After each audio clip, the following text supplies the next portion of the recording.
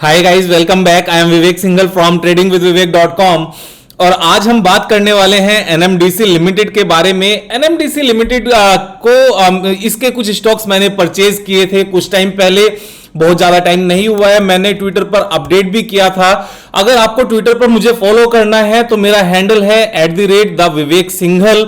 आप यहां मुझे फॉलो कर सकते हो। मैंने कुछ टाइम पहले यहां पर बताया था, 2-3 दिन की बात है, ज्यादा टाइम नहीं हुआ है इस बात को। और मैं एक बार उस ओपन भी कर लेता हूं। I am just going down. और मैंने एनएमडीसी को लेकर यहां पर मेंशन किया था that I have bought few shares of NMDC. मैंने exactly I am not getting that, ये yes exactly bought few shares of NMDC.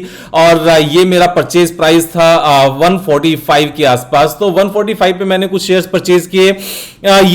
अभी मैं इसकी डिटेल वीडियो बना रहा हूं, तो आगे बढ़ने से पहले 2 इंपॉर्टेंट पॉइंट्स। अगर सब्सक्राइब नहीं किया चैनल को तो सब्सक्राइब कर लें। और यहां पर सेकंड पॉइंट है, ये मेरी कोई स्टॉक रिकमेंडेशन नहीं है। मैंने क्यों शेयर्स परचेज किए हैं, मैं सारे सिर्फ वो रीजंस यहां पर बता रहा हूं, और बाकी कोई पॉइंट मेरा नहीं है। तो this is not a recommendation from my side. You have to buy according to your choice. आप अपने ड्यू डिलिजेंस के हिसाब से परचेज करेंगे। मेरे कहने के हिसाब से यहां पर सीखेंगे, समझेंगे कि कैसे हमें बाय करना चाहिए, कौन कौन से पॉइंट्स हैं जो इंपॉर्टेंट हैं, जिनको हमें हमेशा समझना चाहिए। तो आगे बढ़ते हुए अगर हम एनएमडीसी के बिजनेस के बारे में बात करने लगे, एनएमडीसी का बिजनेस है आयरन और प्रोडक्शन करते हैं। ये आयरन और बेसिकली कच्चे लोहे को कहते हैं, जिससे स्टील बनता है, जिससे लोहा बनता है, जिससे सरिये बनते हैं, बार्स बनती हैं, प्लेट्स बनती हैं, गाड़ी के लिए हमारा स्टील बनता है। Means any kind of iron, यानी कि स्टील जो भी यूज होता है वो सारा आयरन और से ही बनता है। उसमें अलग अलग बाकी मेटल्स मिक्स किए जाते हैं रिफाइनमेंट के लिए या फिर अलग स्ट्रेंथ के लिए, लेकिन जो बेसिक कच्चे लोहे को जो इंग्लिश में वर्ड बोला जाता है उसको आयरन और कहते हैं। And NMDC is the countries largest iron और प्रोड्यूसर। इसका जो मार्केट कैपिटलाइजेशन है, मार्केट कैपिटलाइजेशन 42,000 करोड़ है। वैसे मैं मार्केट कैपिटलाइजेशन की बात नहीं कर रहा था, मैं यहां पर मार्केट शेयर की बात कर रहा था। NMDC is the largest iron ore manufacturer in India accounting for 18% of the total domestic production. तो जितना भी इंडिया में आयरन और प्रोड्यूस होता है उसका 18% एनएमडीसी करता है। तो ये इंडिया की आयरन और की सबसे बड़ी कंपनी है। नाउ यहां पर इंपॉर्टेंट पॉइंट ये है कि ये ग्रो क्यों करेगी। यहां पर ग्रो करने का सबसे बड़ा रीजन है India is a growing economy. और जो इंडिया में इंफ्रास्ट्रक्चर का अभी जो एक सिलसिला शुरू हुआ है डेवलप होने का, road construction, buildings, schools, resorts, hospitals और इंस्टीट्यूशंस, फैक्ट्रीज, गोडाउन्स, जितना कुछ भी ये बनेगा, dam and a lot of other work, उन सभी में स्टील का यूज होता है। एक और इंपॉर्टेंट पॉइंट, स्टील का यूज सिर्फ और सिर्फ सिविल कंस्ट्रक्शन में नहीं होता, फैक्ट्रीज में भी जो मशीनरी होती है, जितनी भी कार्स होती हैं, जितने भी ट्रक्स होते हैं, जितनी भी ट्रेन्स होती हैं, जितनी भी मेट्रोज होती हैं, उन सब में सिर्फ स्टील ही लगता है। और जितना भी मेट्रो का जो ट्रैक होता है जिसके ऊपर मेट्रो चलती है, मींस गाड़ियां, रेलगाड़ियां, ट्रेन चलती हैं, वो सब स्टील से ही बनी होती हैं। तो स्टील का यूज इंडिया में मैनी फोल्ड होगा आने वाले टाइम में, क्योंकि अभी तो इंडिया की ग्रोथ की शुरुआत है। और यहां पर अब क्योंकि इंडिया में इतना स्टील का मैन्युफैक्चर होना है, प्रोडक्शन होना है, तो उसके लिए जो रॉ मटेरियल है वो आयरन ओर होता है। And NMDC is the largest company. और तो बिजनेस यहां से ग्रोथ होने वाला है, इसमें कोई डाउट है ही नहीं, किसी भी तरह का कोई डाउट नहीं है। अब पॉइंट आता है कि वाई एनएमडीसी, क्योंकि एनएमडीसी सबसे पहली बात तो एक ग्रोइंग सेक्टर की लार्जेस्ट कंपनी है, तो सबसे पहला रीजन तो ये है। सेकंड, इसके फंडामेंटल्स कैसे हैं, फाइनेंशियल्स क्या कहते हैं। फाइनेंशियल्स यहां पर इतने सुपर्ब हैं कि इस तरह की कंपनीज के इतने अच्छे financials literally never seen before वाली सिचुएशन में होते हैं, इससे पहले कभी नहीं देखे होते। क्यों मैं ये बात कह रहा हूं, return on capital employed currently is 30%, 29.6%। 30% return on capital employed actual में आईटी कंपनीज की होती है, ये आयरन और कंपनी है। उसके बाद में pledging percentage is 0 and debt equity ratio is almost 0, means 7% का डेट है, सिर्फ कोई डेट नहीं है कंपनी के ऊपर। पीई रेशियो इज 4.78, जस्ट 4 के पीई पर कंपनी ट्रेड कर रही है। और अगर हम यहां पर नीचे जाएं एक बार इसके क्वार्टरली रिजल्ट्स की बात करें, जो लेटेस्ट क्वार्टरली रिजल्ट है वो 3186 करोड़ का यहां पर नेट प्रॉफिट है। That is highest in last many quarters. और अगर हम ईयरली रिजल्ट्स की बात करने लगे, 8932 करोड़ का एक साल का, यानी कि लास्ट 12 मंथ्स का नेट प्रॉफिट है। और लास्ट 12 मंथ्स का प्रॉफिट, नेट प्रॉफिट 9000 करोड़ होना यह लार्जेस्ट एवर है। इतना ज्यादा नेट प्रॉफिट इससे पहले कभी देखने को नहीं मिला, इतना ज्यादा रेवेन्यू इससे पहले कभी देखने को नहीं मिला। मींस हाईएस्ट एवर परफॉर्मेंस है, बेस्ट एवर परफॉर्मेंस है कंपनी की, सेल्स के पॉइंट ऑफ व्यू से भी एंड नेट प्रॉफिट के पॉइंट ऑफ व्यू से भी। और ये सिर्फ और सिर्फ यहां पर ईयरली रिजल्ट्स में नहीं है, क्वार्टरली रिजल्ट्स में भी है। क्वार्टरली रिजल्ट्स को अगर आप ध्यान से देखो तो लगातार यहां पर इनके नेट प्रॉफिट इंक्रीज होते जा रहे हैं। यहां पर जो लेटेस्ट क्वार्टरली रिजल्ट है, नेट प्रॉफिट है दैट इज 3000 करोड़। और अगर इसको 4 से मल्टीप्लाई किया जाए, मींस आने वाले 4 क्वार्टर्स तक अगर सेम नेट प्रॉफिट आता है, इंक्रीज नहीं भी होता है, तब भी ये ऑलमोस्ट 12,000 करोड़ से ऊपर बैठता है। एंड 12,000 करोड़ के हिसाब से 42,000 crore is the total market capitalisation, यानी कि 3.5 के पीई पर कंपनी ट्रेड करती है। 3.5 के पीई पर ग्रोइंग कंपनीज ट्रेड नहीं किया करती। इसको अंडर वैल्यूएशन कहते हैं, इसको पेसिमिज्म कहते हैं। और जब ये निकलकर ऑप्टिमिज्म में जाती है तो चीजें 1/3 के बदले फिर 3 टाइम्स हो जाती है, 4 टाइम्स हो जाती है, 5 टाइम्स हो जाती है। तो यहां से कंटिन्यूअस ग्रोथ आती है। जो लोग ये समझते हैं कि मार्केट में सारी न्यूज ऑलरेडी फैक्टर्ड इन होती है किसी भी चार्ट में, किसी भी प्राइस में, तो ये राइट थ्योरी नहीं है। मार्केट कभी भी एफिशिएंट नहीं होती, मार्केट इनएफिशिएंट होती है। इस चीज के लेकर एक मैं अलग से वीडियो बनाऊंगा, इस चीज को लेकर अभी बहुत ज्यादा जाने की जरूरत नहीं है। अगर हम इसमें बैलेंस शीट की बात करने लगे तो बैलेंस शीट में अगर आप देखोगे तो जो रिजर्व है दैट वाज ओनली 5647 करोड़ और ये इंक्रीज होते होते आज की डेट में 30,000 करोड़ है। 6 टाइम्स यहां पर रिजर्व हुआ है। कंपनी ने अपनी बैलेंस शीट को स्ट्रेंथन किया है। जो फिक्स्ड एसेट्स थे आयरन ओर के, वो 505 करोड़ से इंक्रीज होते होते 4000 करोड़ हो गए हैं। Moreover they are making a steel plant as well. यहां पर 3 मिलियन टन पर एनम का यहां पर एक स्टील प्लांट लगा रहे हैं, जिसका CWIP यहां पर ऑलरेडी हो चुका है। यहां सबसे इंपॉर्टेंट पॉइंट मैं अभी आपको बताने वाला हूं, NMDC के बारे में ध्यान से समझना इस बात को।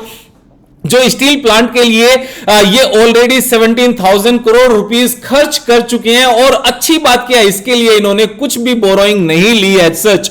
और इतना खर्च करने के बाद में अगर अदर एसेट्स में जाओगे, यहां पर 5,800 करोड़ का ऑलरेडी कैश इतना और रखा हुआ है। तो यानी कि इन्होंने इतना 17,000 करोड़ रुपीस स्पेंड भी कर दिए, फिर भी 5,800 करोड़ का कैश है। लोन ऑलमोस्ट जीरो है and cash flow for the last year is 7,200 crore. और जो ये तो 2021 तक का है, जो करंट ईयर का आएगा शायद वो 10,000 करोड़ से भी ऊपर का आएगा। तो यहां पर कैश लगातार आ रहा है। They can continuously increase their capacity, जो आयरन ओर की भी है एंड स्टील प्लांट को लेकर अगर आप आगे डिटेल में जाओगे तो मैं आपको बताना चाहता हूं यहां पर कि इन्होंने यहां साफ साफ लिखा हुआ है स्टील प्लांट को लेकर the production capability would increase to around, no this is not, NMDC setting up a 3 million ton per annum steel plant at Nagarnar, और ये छत्तीसगढ़ में है। और इसकी पूरी डिटेल भी लिखी हुई है। फाइनली यहां पर एक चीज और जो सबसे मजेदार है वो ये है, subsequently in October the union cabinet also approve demerger of the plant from NMDC। तो जो ये स्टील प्लांट लगेगा, जो एक्चुअल में ऑलमोस्ट तैयार हो चुका है, और जो कंपनी की अपनी स्टेटमेंट है, कंपनी की स्टेटमेंट के अकॉर्डिंग ये बहुत जल्दी तैयार होकर यहां पर ये मेंशन्ड है, this is the steel plant we are targeting the commissioner in Q3 और rather early Q4, late Q3 और अर्ली Q4 मींस जो दिसंबर क्वार्टर है या तो इसमें हो जाएगा, या फिर जो मार्च क्वार्टर नेक्स्ट ईयर आने वाला है अब से 4-5 मंथ्स बैक, उसमें हो जाएगा। और जैसे ही ये यहां पर पूरा ये ऑपरेशनल हो जाएगा, उसके बाद अच्छी बात क्या है, subsequently in October union cabinet also approve demerger of plant from NMDC and its strategic investment by selling the entire stake of centre to a strategic buyer. तो यहां पर जो ये स्टील प्लांट है, इसको पहले NMDC से डीमर्ज करके नई कंपनी ऑलरेडी है जो जॉइंट वेंचर के रूप में है, joint NMDC setting up a 3 million ton per annum greenfield integrated steel plant under NMDC iron and steel plant। तो अलग कंपनी ऑलरेडी है, जॉइंट वेंचर नहीं है, अलग कंपनी है। इसको ये डीमर्ज करेंगे, डीमर्ज करने के बाद में इसका डिसइन्वेस्टमेंट भी करेंगे, अपना पूरा जितना भी स्टेक है उसको सेल करके, यानी कि ये किसी प्राइवेट प्लेयर को सेल कर दी जाएगी। प्राइवेट प्लेयर मींस इसके ओनर बन जाएंगे, और जब प्राइवेट कंपनी बन जाएगी तो इसकी वैल्यूएशन जो पी रैंकिंग होती है वो भी प्राइवेट कंपनी के हिसाब से चलेगी। अब यहां पर सबसे इंपॉर्टेंट पॉइंट एक और क्या है कि जितना भी ये नेट प्रॉफिट है आज की डेट में, जो 3000 करोड़ के आसपास का क्वार्टरली नेट प्रॉफिट है, ये सिर्फ और सिर्फ आयरन और बिजनेस से है। इसका स्टील प्लांट जो अभी अंडर कंस्ट्रक्शन है, जो पूरा होने वाला है, जिसकी प्रोडक्शन स्टार्ट होने वाली है, जहां से प्रॉफिट आने वाला है, वहां से इसका कुछ लेना देना नहीं है। तो जब 3000 करोड़ का नेट प्रॉफिट सिर्फ आयरन ओर से है, उसके साथ में जब स्टील प्लांट का नेट प्रॉफिट आएगा और ये हमें इसके डिसइन्वेस्टमेंट और डीमर्जर के बाद अलग से शेयर्स मिलेंगे, तो यहां पर ये एक्चुअल वैल्यू अनलॉकिंग होगी, जिसका इंतजार करते करते आईटीसी शेयर होल्डर्स परेशान हो चुके हैं। लेकिन यहां शायद परेशान नहीं होंगे, बिकॉज यहां पर गवर्नमेंट एग्रेसिव है अपनी डिसइन्वेस्टमेंट को लेकर, और प्लांट पूरा तैयार हो चुका है। और अगर डिसइन्वेस्टमेंट नहीं भी होती है, मैं ये कहता हूं डिले भी होता है, तो प्रोडक्शन तो स्टार्ट होगी। यहां जो नेट प्रॉफिट 3000 करोड़ का नजर आ रहा है, ये तो इंक्रीज होगा, और ये इंक्रीज होगा तो शायद 20,000 करोड़ का नेट प्रॉफिट एक साल का आ जाएगा, जो भी 12,000 करोड़ के आसपास बैठता है। And 42,000 crore is the complete capitalisation, market capitalisation of the company. पूरी कंपनी 42,000 करोड़ की मिल रही है। एक और इंपॉर्टेंट पॉइंट यहां पर क्या है कि कंपनी की जो करंट कैपेसिटी है वो कितनी है, उससे पहले मैं आपको एक और चीज यहां पर रीड कराना चाहता हूं। NMDC great run continues with another record setting month with a production of 3.06 million ton and sale of 2.91 million ton of iron ore in August, like the months preceding it. August 2 recorded the best, यहां पर इस line को ध्यान से पढ़ना, August 2 recorded the best August production ever in 6 decades long history of the company। आज तक के 60 years, almost 60 years के जितने भी अगस्त मंथ आए हैं, उनमें highest ever production and sales है कंपनी की, यानी कि हाईएस्ट एवर परफॉर्मेंस है। अब हाईएस्ट एवर परफॉर्मेंस में यहां पर एक मंथ का जो प्रोडक्शन है दैट इज 3.06 मिलियन टन, यानी कि पूरे साल का बैठता है इस हिसाब से 36 मिलियन टन, और 36 million ton means current capacity हमारी होती है। उसके बाद में यहां पर इन्होंने मेंशन किया हुआ, अपनी ही वेबसाइट पर एक डॉक्यूमेंट में इन्होंने मेंशन किया हुआ है that they have a vision to increase the iron ore production capacity to 67 million ton per annum by 2025, यानी कि नेक्स्ट 4 इयर्स में आयरन और की प्रोडक्शन कैपेसिटी को भी यहां से डबल कर दिया जाएगा, यानी कि जो 3000 करोड़ का एक क्वार्टर का नेट प्रॉफिट है वो 6000 करोड़ तो ऐसे ही ये सेट कर रहे हैं नेक्स्ट 4 इयर्स में। उसके साथ में एक और यहां पर ब्रेकअप दिया हुआ है इन्होंने डिटेल में। In the ongoing financial year NMDC has targeted to utilise 97% of its production capacity to produce 35 million ton of iron ore. Going forward NMDC has a target of achieving 50 million ton production capacity by 2023। तो 2025 तक तो 67 million ton per annum है, लेकिन next 2 years में they have a target of 50 million ton. तो next 2 years में भी यहां पर बढ़ने वाला है production, and by 2030 they have a target to achieve 100 million ton per annum, यानी कि यहां से 3 टाइम्स होने का सीधा सीधा स्कोप है। इसके साथ में बाकी यहां पर कुछ और भी डेवलपमेंट्स हैं। बाकी डेवलपमेंट्स में अगर हम बात करें, यहां पर एक क्वेश्चन पूछा गया था, sir when do you expect this slurry pipeline to get commissioned and functional? It is supposed to come by 2023। यानी कि slurry pipelines किसे कहते हैं, मैं आपको फोटोज दिखा देता हूं, जहां पर रॉ मटेरियल वाटर के साथ पुश करके एक लोकेशन से दूसरी लोकेशन की तरफ भेजा जाता है। तो इसमें ट्रांसपोर्टेशन का खर्च बचता है, जो मेरी समझ है उसके हिसाब से मैं बता रहा हूं, जनरल लेमैन की समझ के हिसाब से। तो यहां पर ये इंटीग्रेशन है, मॉडर्नाइजेशन है, और सारी चीजों को अच्छा करने की कोशिश की जा रही है। इसके पीछे एक जो बहुत बड़ा रीजन है वो इंक्रीजिंग डिमांड है स्टील की इंडिया में because of India's growth. And second most important point, Indian government आज की डेट में हर वो कदम उठा रही है जिसमें एक पर्टिकुलर मिशन है कि जो भी चीज इंडिया में प्रोड्यूस कर सकते हैं, यहां पर हम कैपेसिटी बढ़ा सकते हैं, उस पर्टिकुलर मटेरियल को बाहर से इंपोर्ट ना किया जाए।